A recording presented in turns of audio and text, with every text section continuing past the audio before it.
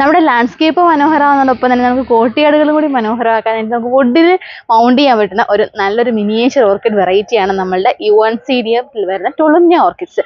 അതിൽ ഒരുപാട് ഷെയ്ഡുകൾ അവൈലബിൾ.